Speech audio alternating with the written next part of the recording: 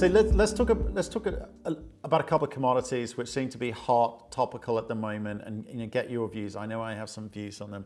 So let's start with the uranium space. Uranium, everyone's talking about it. It's great expectations. Section 232. It's going to change everything. What do you think? I am not optimistic about uranium at all. I'm actually very negative about uranium mining. And the problem is that if you look at discounted cash flow analysis of these uranium mining companies, and all you have to do is to go through the brokerage reports and don't have to waste much time on it. These brokers are using about 100% more higher uranium price than the uranium price is today, or even higher than 100% over the current spot price. So if the spot price is about 25, and if they are using $50 per pound of uranium or 60 pounds per pound of uranium in their analysis, and then if they suggest to you that the upside in owning those mining companies is 100%, my question to you is, why should you be investing in those mining companies? Why not just buy uranium commodity through, for example, Uranium Participation Corporation, for example? At least your downside is protected. And if uranium goes up by 100%, you will have made 100% as well, with your downside fully protected. So I am not at all interested in these mining companies. I like to value these mining companies using the spot price. I never go higher than the spot price when valuing these companies. And such valuation takes me to negative NPVs for most of these uranium mining companies. Do you think there will be any winners? There could be a couple of winners, but even those couple of winners, the big mining companies, the Kazakhstan uranium company and the Cameco, even they are overpriced because the assumption in the market is that the uranium price will go up by 100% or more than 100%. So for me, it makes absolutely no rational sense to invest in uranium mining today. You must wait for it to actually go up 100%. And if you really believe that uranium price will go up, just buy uranium. My suggestion actually is not to speculate in commodities. It does not work out because you and I have less information than actual buyer and supplier of uranium and these commodities. So leave that game to them, not to us. Okay, no, that's interesting. So would your hypothesis there is that the market is not going to correct itself anytime soon.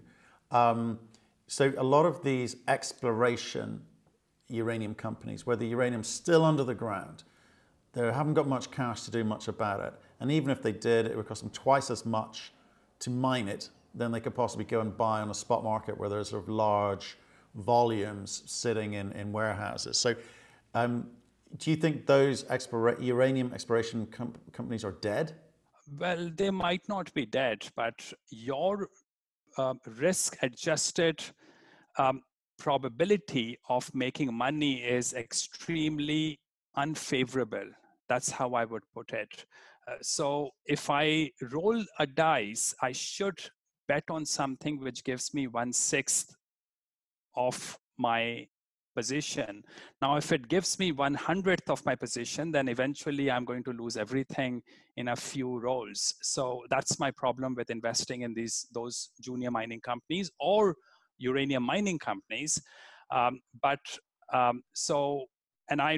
The problem is that when I'm thinking about the future of a commodity price, for me, today's spot price is really the future price as well, because in my view, if there's a 50% chance of price moving up, there's also a 50% of chance of price moving down. So it really doesn't make much sense to speculate in future price of these commodities.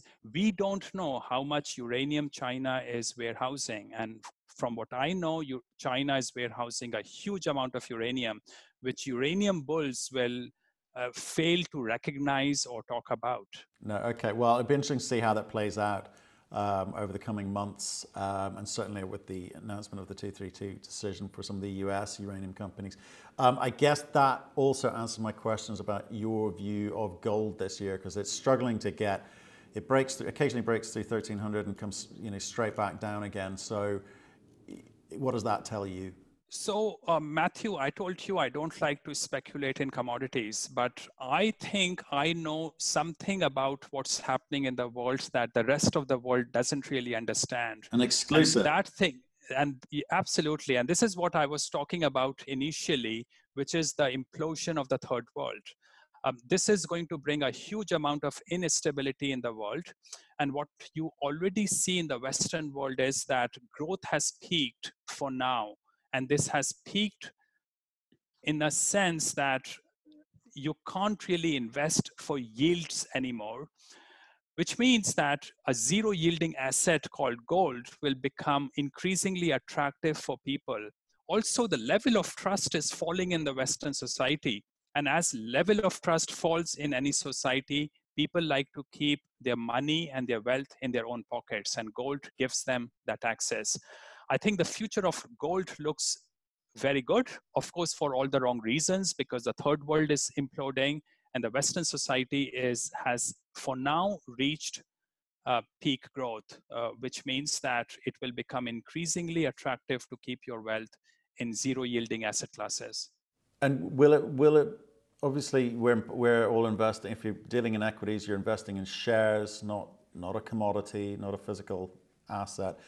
You're still investing in equities, or are you buying gold, or are you buying ETFs, or what are you? I mostly buy equities. So when I say that we have very likely reached peak growth, I'm talking about the general overall market. If you're able to identify specific companies that can give you a higher yield, you can invest in those companies for a yield. Because I do a lot of work on these companies, I like to invest as much as I can in equities, but I also like to keep a part of my wealth in gold. Okay, interesting. And just to finish off on that, gold companies, you prefer exploration, development, or production? Always exploration or development.